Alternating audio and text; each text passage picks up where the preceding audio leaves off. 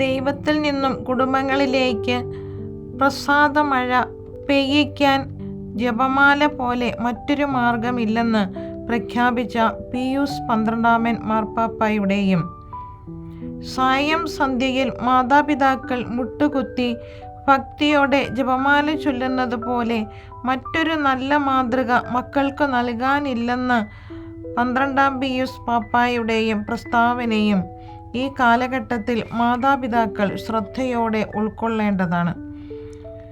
ജപമാല ഭക്തി നിറം കെടാതെ കാത്തുസൂക്ഷിക്കുന്ന കുടുംബങ്ങളിലെ അംഗങ്ങൾക്ക് വിശ്വാസം നഷ്ടപ്പെടാനോ അവരുടെ വിശ്വാസത്തിന് കോട്ടം സംഭവിക്കാനോ ഇടയുണ്ടാകില്ലെന്നാണ് പാപ്പ വെളിപ്പെടുത്തിയിട്ടുള്ളത്.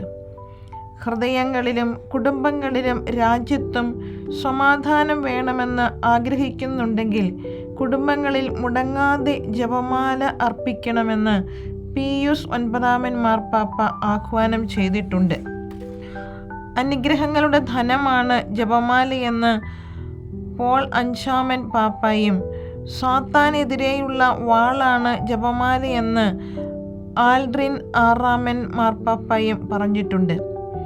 ചരിത്രം പരിശോധിക്കുമ്പോൾ സഭയിലെ എല്ലാ മാർപ്പാപ്പാമാരും ജപമാല ഭക്തരായിരുന്നെന്ന് മനസ്സിലാക്കാനാവും.